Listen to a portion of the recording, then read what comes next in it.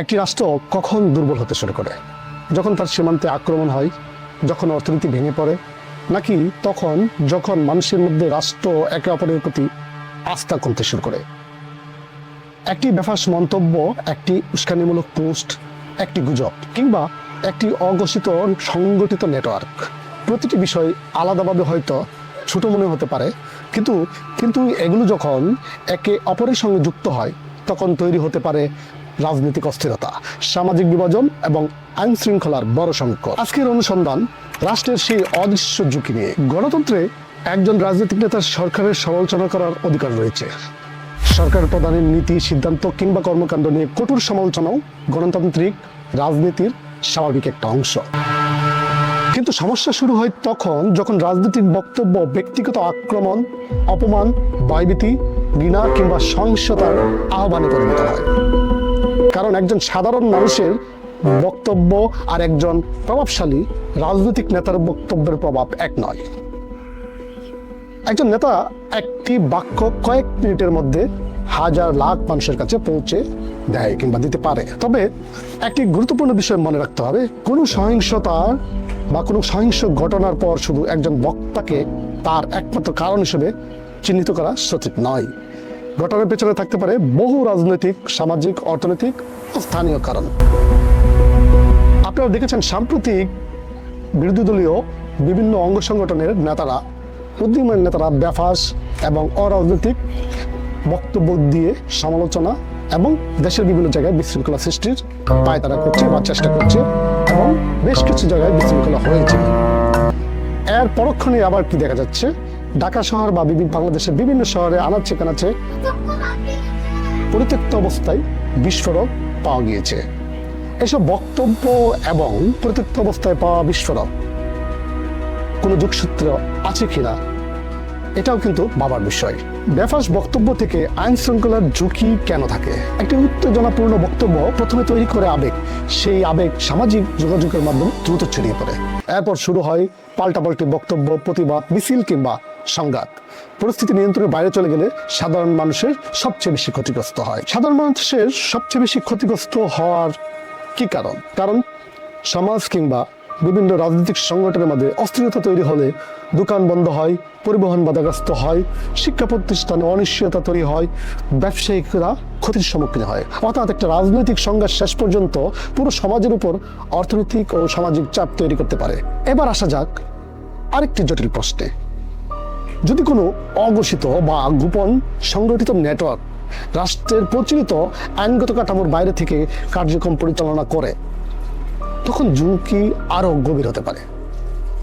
কারণ একটি রাষ্ট্রের ভেতরে যদি এমন কোনো শক্তি তৈরি হয় যা আইন ও প্রতিষ্ঠানের বাইরে নিজেদের প্রভাব প্রয়োগ করতে চায়, তাহলে তা রাষ্ট্রীয় নিরাপত্তা ও আইনের শাসনের জন্য সবচেয়ে বড় চ্যালেঞ্জ হয়ে দাঁড়াতে পারে। যার ফলশ্রুতিতে সম্ভাব্য ঝুঁকিগুলো হতে পারে সহিংসতা, রাজনৈতিক অস্থিতিশীলতা, গুজব ও তথ্যযুদ্ধ, অবৈধ অর্থ ও অস্ত্রের প্রবাহ, রাষ্ট্রীয় প্রতিষ্ঠানের প্রতি অনাস্থা।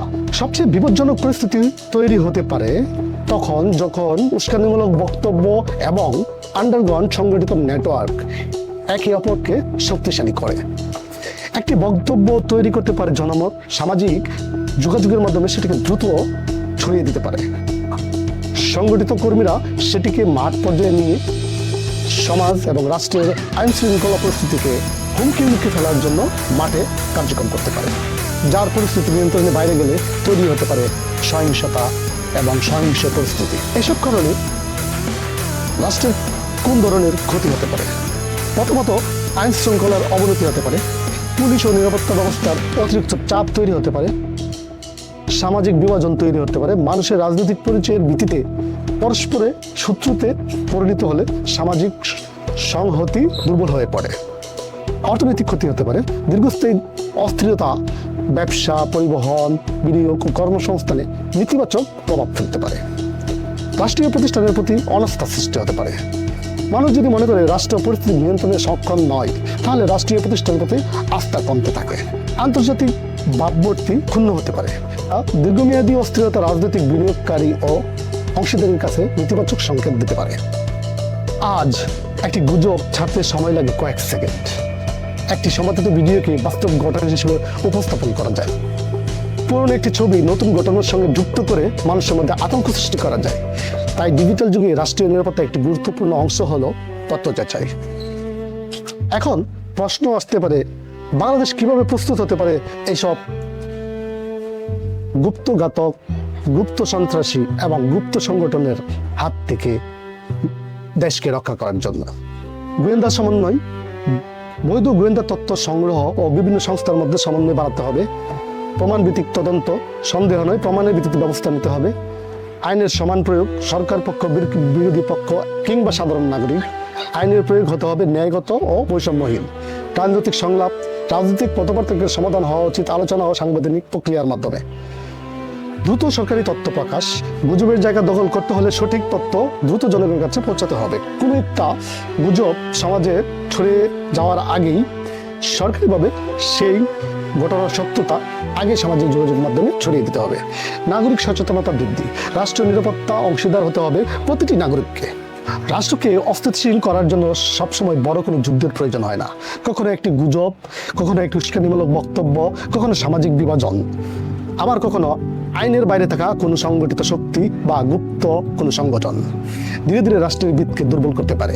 কিন্তু ভয় পাওয়ার কোনো কারণ নেই, কারণ একটি সচেতন জনগণ, শক্তিশালী প্রতিষ্ঠান, দায়িত্বশীল রাজনৈতিক নেতৃত্ব এবং আইনের শাসন, এই চারটি শক্তি একসঙ্গে থাকলে রাষ্ট্র অনেক বেশি নিরাপদ থাকে, যেটা বাংলাদেশে আমরা লক্ষ্য করছি বর্তমান রাজনৈতিক পরিস্থিতিতে।